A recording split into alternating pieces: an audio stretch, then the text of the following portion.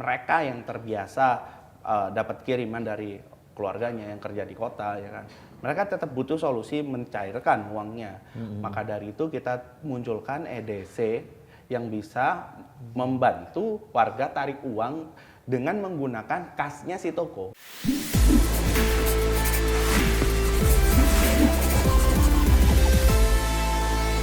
Nah, Mas, kalau bicara model bisnis MP Store ini, Ya. seperti apa nanti revenue didapat oleh MP Store ini?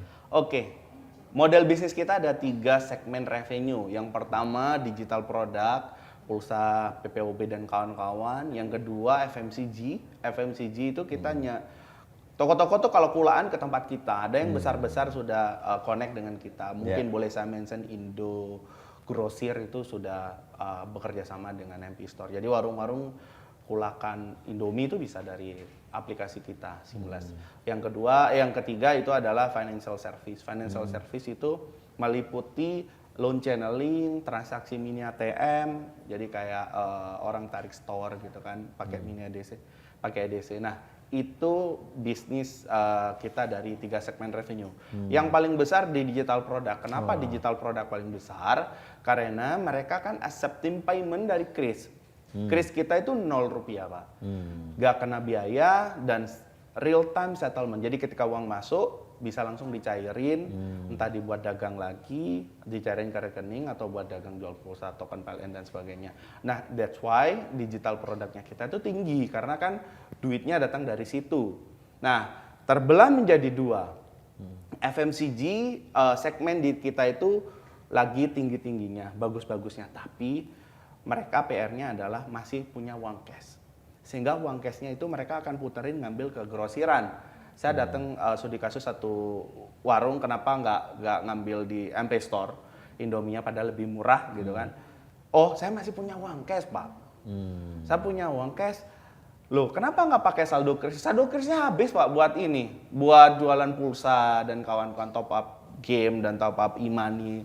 Ojol itu cukup rame di warung. Oh, begitu. Sehingga memang harus ada jembatan atau solusi tentang cash ini. Sehingga ke depan MP Store bisa grab semua omset mereka dan dimasukin FMCG-nya ditambahin. Revenue-nya yang akan kita tingkatin di tahun 2025 ini adalah FMCG, Pak. Oh, menarik sekali model bisnisnya. Dan kalau saya lihat data di 2024 lalu, full year itu lumayan ya lompatan kinerjanya ya. Iya. Berapa besar, Mas, tahun 2000? Pertumbuhan 83% dibanding 2023. Itu terjadi karena masif akuisisi di tempat kita. Kita udah sampaikan di prospektus bahwa kita akan menambah hub dan jumlah canvasser. Itu cukup efektif dalam akuisisi warung-warung baru, onboarding warung-warung baru. Dan menambah kepercayaan di lokal area itu. Hub yang kita sudah tentukan wilayahnya itu sudah ada pengguna sebelumnya. Ketika ada, itu makin kuat. Oh, ini ada petugasnya nih. Oh, ini beneran nih aplikasinya. Ada yang ngajarin istilahnya. Karena kan warung itu kan, tidak tech savvy. Sehingga dia harus diajarin. Tim kita itu harus ke sana berkali-kali, dijadwalkan lah ya. Setiap minggu dijadwalkan kunjungan, ngajarin POS, ngajarin KRIS, ngajarin kulakan, ngajarin gimana cara cari modal di MP Store. Kayak begitu kurang lebih. Di 2025 apa strategi yang akan dilakukan oleh MP Store? Oke, di 2025 selain tadi ya, menggenjot segmen FMCG. Ya, selain menggenjot segmen FMCG, kita lagi seru-serunya di tier 3, tier 4 wilayah. Jadi third city kita ngomongnya, third city. Di third city kita akan main yang namanya mini ATM yang saya mention tadi. Financial service akan tumbuh banyak. Kenapa?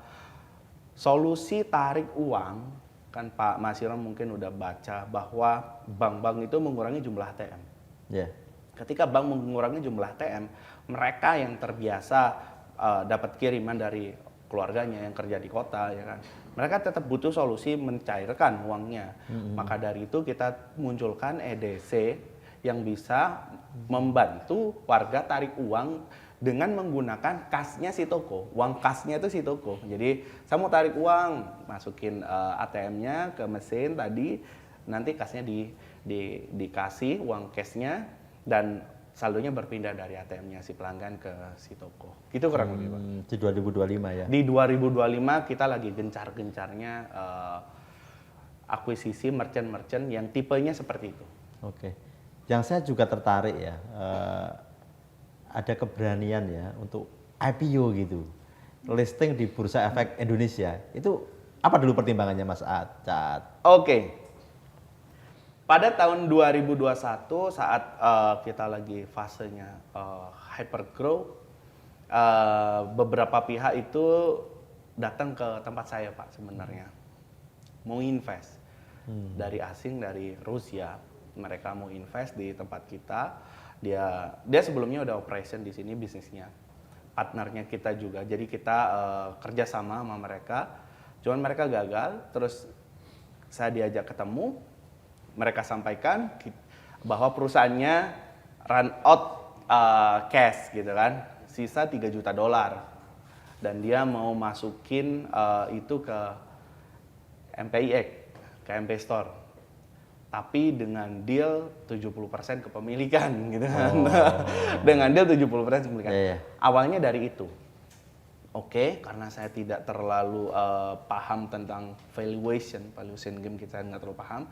Akhirnya kita mulai board meeting dan kita menunjuk beberapa konsultan untuk memvaluasi perusahaannya kita seperti apa. Ketika pekerjaannya beres kurang lebih 6 bulan di tahun 2022, konsultan menyatakan kamu nggak butuh investasi dari luar gitu kan. Ya karena memang toh selama ini kris yang di disburse real time sama MP Store itu pakai uang kasnya MP Store. Kan bank itu settlement kita H+1, artinya perusahaanmu ini sehat. Perusahaanmu sehat, kamu nggak butuh cash, ngapain kamu fundraise? Kamu bisa IPO sendiri sebenarnya. Begitu. Atas dasar itu di RUPS tahun 2022 ya kan, kita putusin untuk oke, kita akan besar bersama IDX gitu. Dengan IPO tadi ya. Dengan IPO tadi. Ya. Kalau saya investor retail Caat, tentu akan bicara prospek nih. Saham ini dalam jangka panjang, menengah atau pendek seperti apa sih sebetulnya prospeknya gitu? Oke. Prospek dari MP Store sebenarnya satu-satunya hal yang bisa dilakukan dari saya selaku pengendali ataupun selaku manajemen dari perusahaan itu adalah memperkuat fundamental. Sama seperti judul podcast ini. Memperkuat fundamental.